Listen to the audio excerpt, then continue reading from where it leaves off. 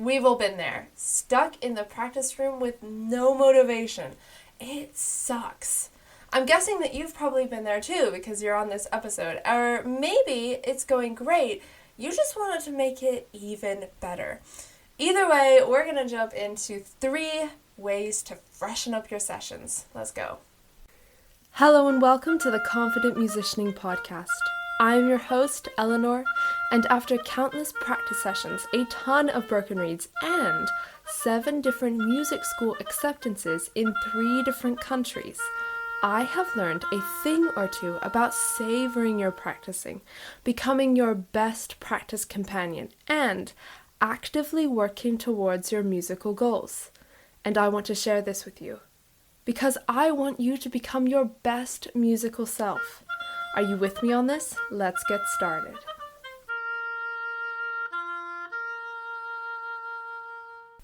Hey there and welcome. Let's talk practice and how we can actually enjoy it. Let's dive right in. Number 1, we got changing your atmosphere. Now, changing your atmosphere, you might be like, what do you mean by that? Let me tell you. This might seem tough because you are stuck in a practice room and you can't really necessarily change or decorate or rearrange the room, but I mean more like even in smaller ways. Now, if you are, say, practicing at home and not in a practice room, then you can totally do whatever you want. You can decorate, you can rearrange if you really want to get into that. But for this, I'm talking a little bit more about smaller ways. For instance, standing when you normally sit. I remember one time I felt so not motivated and tired, but I knew that I still had it a little bit in me to practice. I just couldn't find that. So I tried something new. I ditched the chair, raised the stand, and stood up on my feet to practice. And oh my gosh, it made a huge difference. All of a sudden, I was excited about practicing, motivated to practice, and I finished that session strong. I was, to be honest, so extremely surprised about that. The trick is to find that for you. What works for you? Maybe for me, it was standing up. Maybe for you, it's something completely different. So feel free to experiment a little bit and try things and see how they go.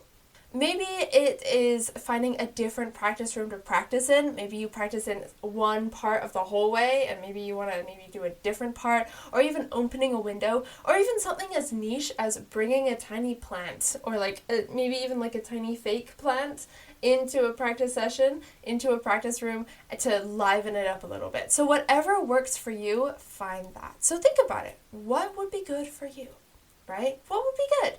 Take a little thought about that. See what you come up with. Number 2, we have play for a few people to get feedback.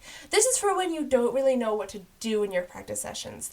We all know too well how stuck we can feel when we are playing our pieces.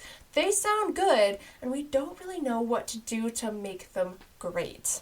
Now, obviously, a lesson would be good for that, right? But if you are maybe in the middle of the week, or maybe you don't have your lesson that day or something, this is a great way to kind of still get some feedback. So get a friend or a few friends and say, hey, I'm going to play this for you and I'd love to know your thoughts. Even if it is a recording, make a recording on your phone, voice memo, and send it to them. Or if it's in person, whatever it is, just send it off to them and see what they say. Because chances are they might say something that you didn't think of before.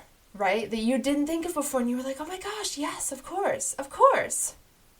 Now, obviously, this is for musician friends, right? Friends who are musicians. And so send that off, right? Send that off. Or even maybe if you really want to, post it on Instagram and caption, hey, what are your thoughts, right? Something like that. Just try and get some feedback from people. It's really, really, really helpful because then you're like, okay, I can work on this and this and this. It kind of gives you a little bit of a refresh. And number 3, we got celebrate your wins. If you are not celebrating your wins, then how are you going to be motivated to keep practicing? Can we just address that for a second? If you're not celebrating your wins, then how in the world are you going to be motivated to keep going, right? So even if it's small, like writing them down in a notebook, telling a friend or something like that, you are celebrating your wins. I know personally for me, I have a notebook where at the end of the week, I write all of my wins. All of the things that went well, or all of the things that I've accomplished that I am proud of. And I do it with oboe, but I also do it in other areas in my life. And that way I can go back and celebrate. I could be like, oh my gosh, I totally forgot that on this day I did this amazing thing. And it can be so tiny, or it can be big, whatever you want for you. But that is a small way to celebrate. You are acknowledging it, and you in turn are telling your brain, we are doing things, we are getting better at things, and we deserve to celebrate ourselves, right? Now, celebrating your musical wins sounds like a great idea, but you might be saying to me right now, Eleanor, that sounds great, but how do I actually do that? I don't really know how to do that, and I don't really know how to figure out how to do that. And to that I say, I got you, my friend, because I bring you the Standing Ovation series. This series was first launched a few months ago, and it is a 3-day series.